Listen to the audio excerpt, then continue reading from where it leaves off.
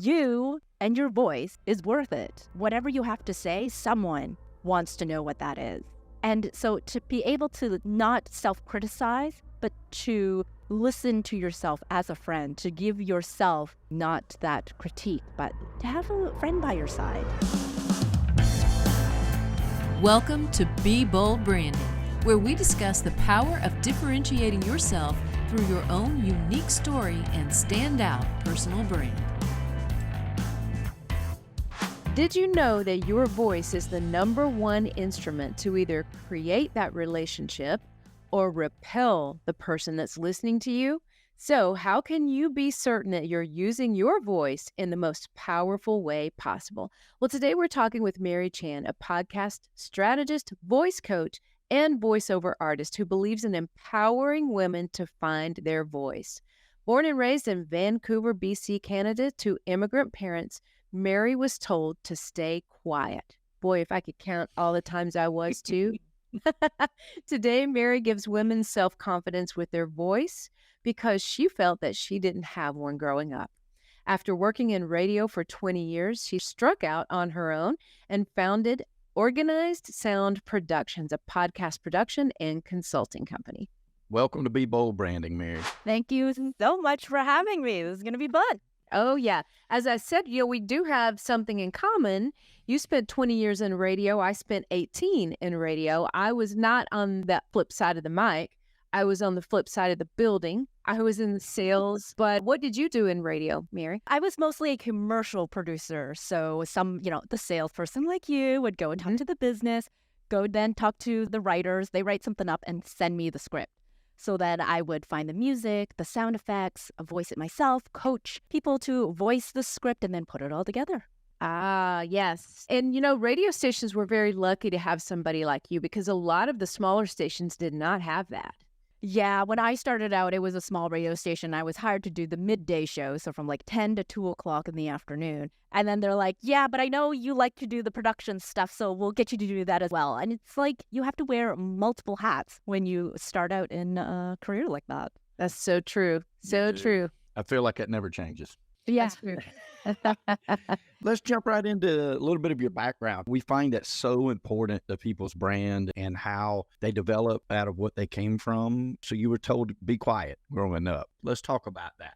Yeah. So coming from a traditional Chinese household, my mom immigrated from Hong Kong, my dad from China. And so they brought their traditional sensibilities with them, which, not a good or bad thing. It's just what they grew up with.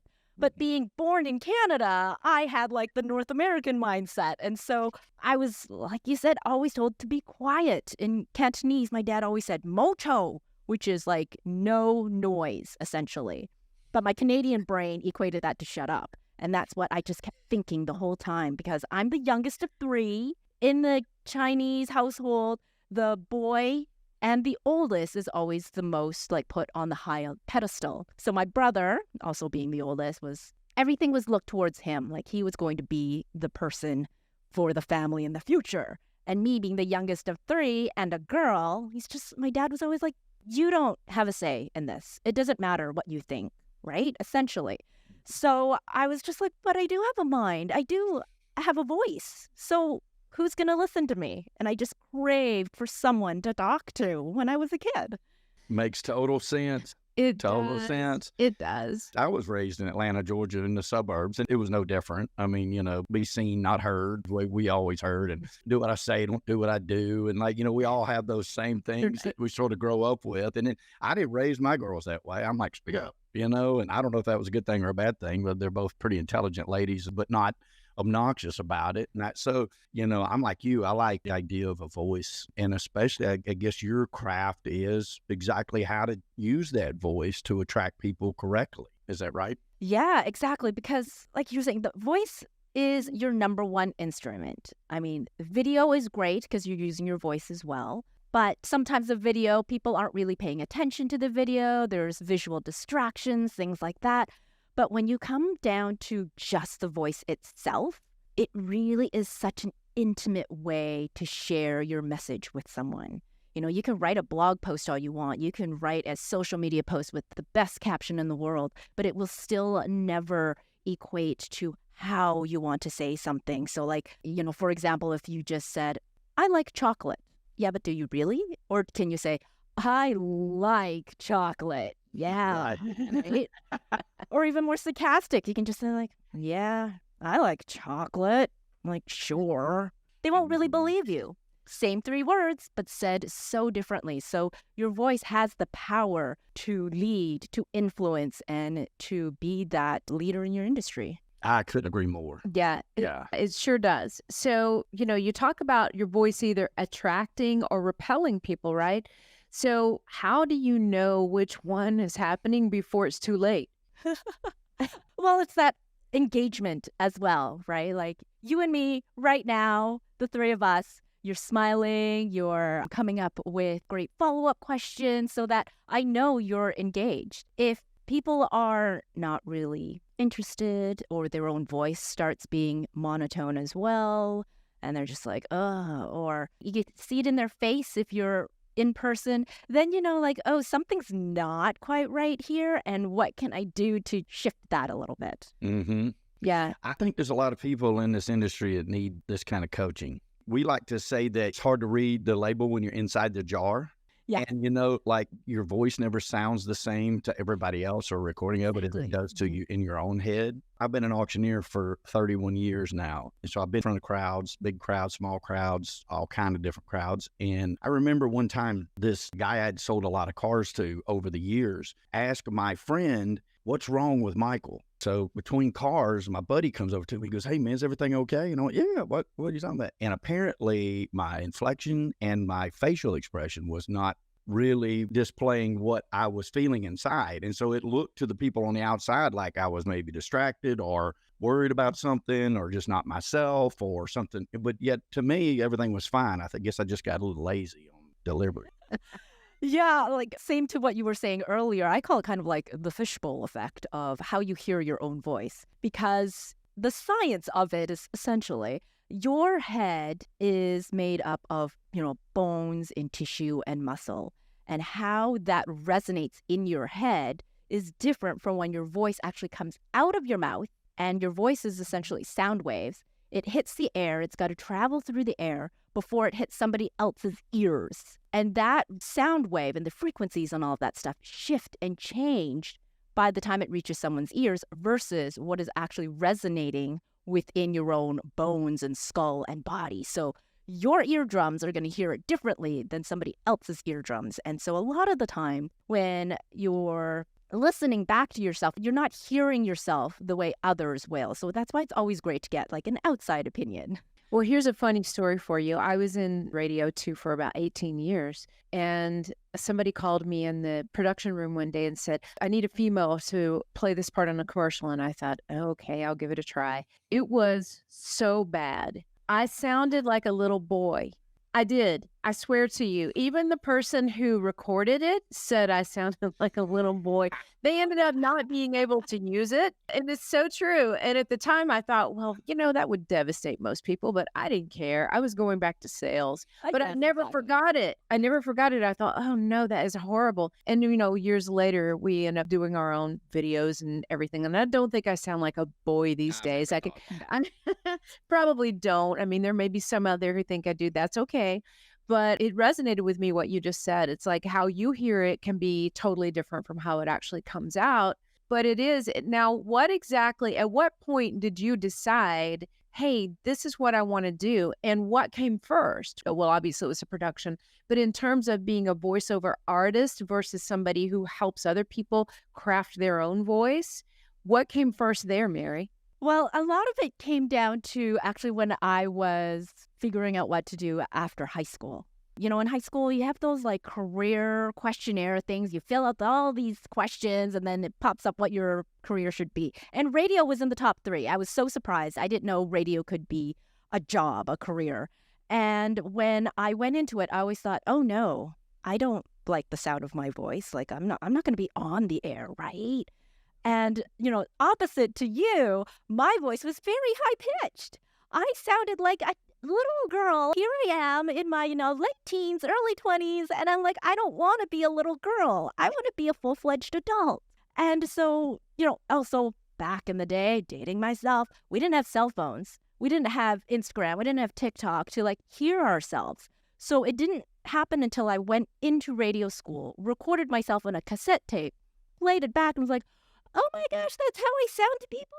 That's not how I want to emulate myself. I don't want to be this little person, which, over here you can't tell, but I'm 5'1". I am tiny, but I didn't want to be represented like that tiny person. And so I wanted to stay away from the microphone. But then when I got my first radio station job, like I was saying, you got to wear all the hats.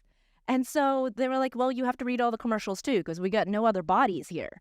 Right. And it took that work of day in, day out of reading these commercials that it finally clicked. And I was like, oh, this is how you read a script. This is how you bring it to life.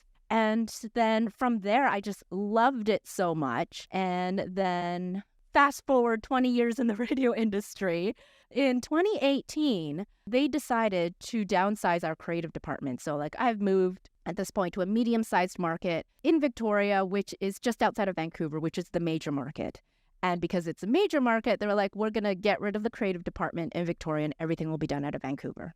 And so my radio career essentially ended because I had lived here for 15 years at this point and I didn't want to move cities. You got to do that if you wanted to keep your radio career strong. And, my young family and I were like, no, this is our home. And so I was like, well, what am I going to do? I have this weird skill set that I can't just like get a 9-to-5 job. And so it was actually my husband who was like, well, you already listen to podcasts. You're already complaining all the time about how they sound and things like that. And how maybe they're not directly in front of the microphone. And I could hear all of those things. He's like, why don't you just help them? I'm like, I don't know what you're talking about.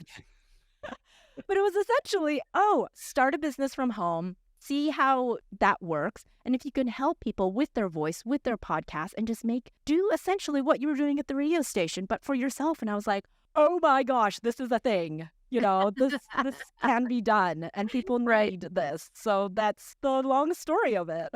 That's a great story. I'm going to tell a story Michael doesn't even know right now. Ooh. So back in radio, it was probably year 2 into the radio. And I just kind of fell into it. I was actually selling vacuum cleaners door to door. And I ended up selling a vacuum cleaner to a radio station engineer who said, you should try out for. It sounded like, auditions, but you should apply for a position at our radio station. So I did. So a couple of years in, I was working for a classic rock station. And one of my clients said to me, do you do voiceovers for telephone? And I said, no. And they said, well, would you try? I actually did all of their voiceovers for their phone service. Hello, and welcome to blah, blah, blah. Yes. Press 1 for, Yeah. 2 for, right? Right. And that's when I morphed out of my little boy voice, right, into like sounding like hopefully a female, right? Who you are. Yes. I call it your heart voice. Essentially like what is your heart's message and how can you put it out there using your voice? And that's who you are, not this other idea of, oh my gosh, the little boy, or the little girl. That's so true. But that one, like you said, you just had to day in, day out, make yourself go through those motions. That's how I got through my fright of doing anything audible, right? Yeah. Because I just had to do it for a telephone company or for a phone service. It was wild. Yeah. Awesome. I love that you said use your heart voice, which is awesome. Is that the kind of advice that you give to people who maybe are naturally introverted or, have a hard time? Like they know they want to do this, but they're overcoming shyness and trepidation. Is that? Yeah. Yeah. So 2 things there. One is I always tell people, how do you want your listener to feel? That way, you don't have that onus all on yourself. Like, oh my gosh, I have to sound a certain way, or I have to be polished. There's a lot of self-judgment that comes from this, or judgment from others. But if you focus on how do I want to make the listener feel, it's more about you're doing a service. You're creating an environment that will help someone else so that it takes the onus away from you. So there's that one aspect of it. That way, I was speaking to someone the other day too, and they're like, well, I have a very calm and quiet voice.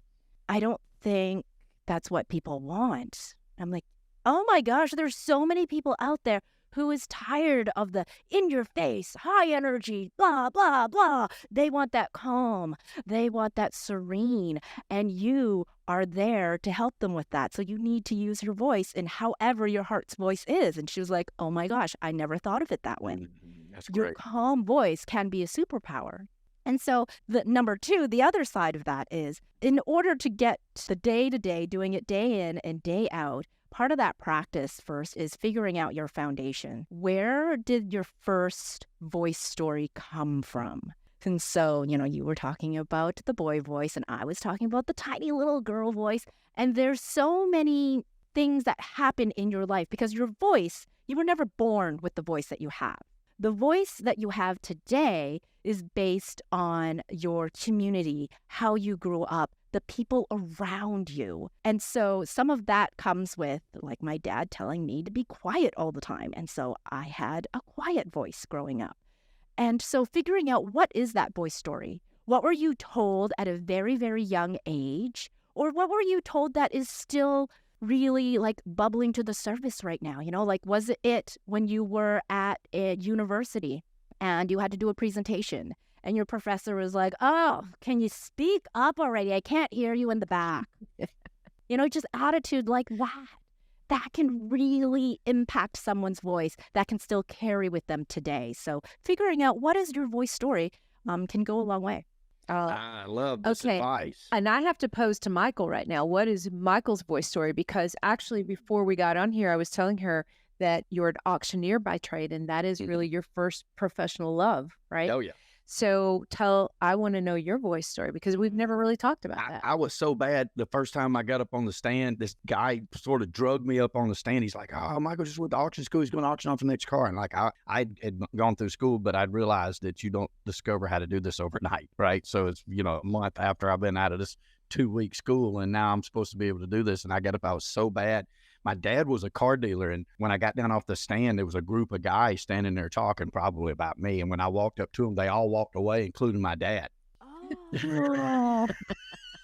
So I'm just standing there by myself in my own embarrassment. What were you thinking? The whole thing went, What was going through your head when that happened? I better hurry up and get good at this. A rough debut. Yeah. Nobody's ever going to talk to me because I'm not going away. I knew that. I'm like, no, we're going to do this. But I turned it into a motivation. I make light of it now, but it did affect me, obviously, because just like you were talking about your dad just telling you, no, quiet, right? And you're like, oh, that means shut up. I was like, golly, if my own dad ain't going to, like, son, look, let's talk for a second. You know what I mean? Like, so it was, but I used it as a motivator for that. And there's been dozens of others that have happened since then. But I think you get past that because you realize, and I hope the listeners realize this, and I think you'll back this play. Everybody's going to make mistakes, but you're the one that remembers them. My dad's passed now, but I doubt that 20 years later, if I said, hey, Dad, do you remember that? He probably would be like, no. You know what I mean? Like, it was a bigger deal to me than it was to him, and nobody else remembers that. And many of those guys I'm still doing business with today, and they wouldn't remember it. So, to the listeners, push through things like that because it may be a big deal to you, but it's not a big deal to everybody. Yeah. And that's what I was talking about before with the self-judgment. Yes. Things like that is so hard on yourself. But if you can come back to it and think about it as a friend, if a friend were to look at that situation that happened to you, like for, Michael, if someone was there and they were like, Michael, how are you feeling? It's okay. Your dad didn't do it on purpose. He was just probably like chatting with his buddies and doing their thing. You and your voice is worth it. Whatever you have to say, someone wants to know what that is. And so to be able to not self-criticize, but to listen to yourself as a friend, to give yourself not that critique, but to have a friend by your side, because everybody criticizes voice, especially women's voices. Women's voices get criticized so much more than men's voices, even though they may have the same sort of things like what we call like upspeak or vocal fry. Upspeak is when you end everything with a question. Or vocal fry is when you have that gravelly voice at the end. And you know what? Women get criticized for that all the time. But men have it, but they don't get criticized as much. And, it is something that women over the years have created and modified because it creates safety for them. And it's not something that should be criticized, but it is something that we as women, as culture, in media, and our community, we've done because, that ups because we're asking a question. It sounds like we're asking a question. We're not. It's because for hundreds of years, I'm talking like generations over time, women have been told that your voice doesn't matter. And so even today, we're still like, should I say that? And so that's why that happens, even though we know what we're talking about. But it's that safety and generational cycle that I'm trying to break. Yes. I love it. Yes. And what made you really go in that direction? Was it because of your experience as a young girl continually being told to be quiet, or was it more than that?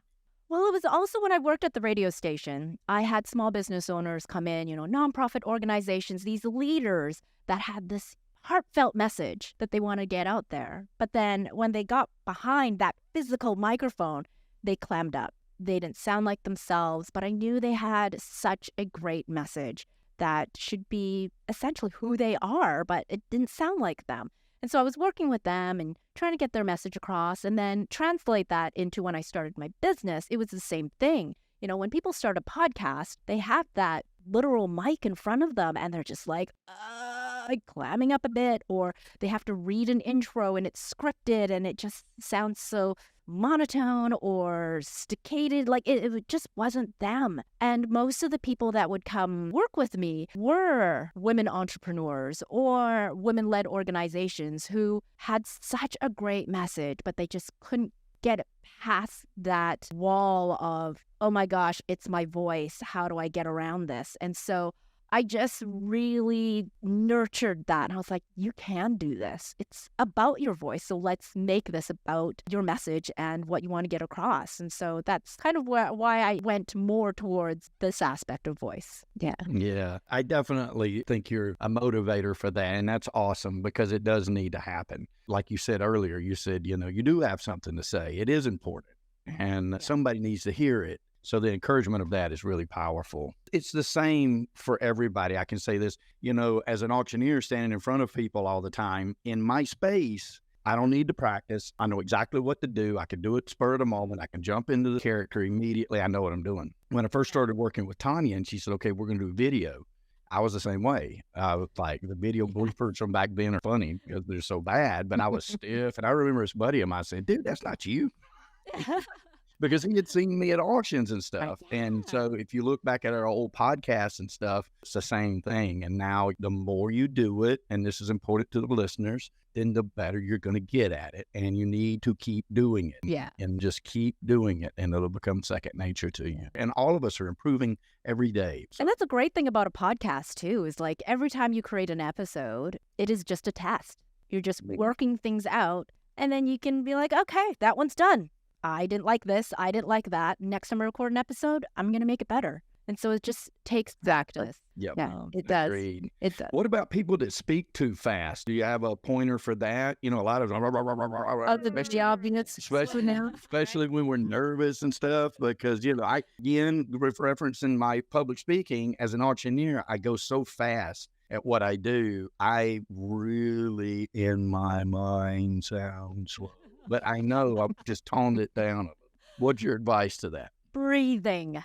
Breathing is so key, because if you need to stop to take a breath, then your brain is also, I got calm down a little bit, because with those nerves, when people take one big breath, they're like, I'm going to talk now. I'm going to talk all the time. And I don't know what I'm going to say. Oh my gosh. Right. Like there's just so much. Like a wind-up toy. Yeah.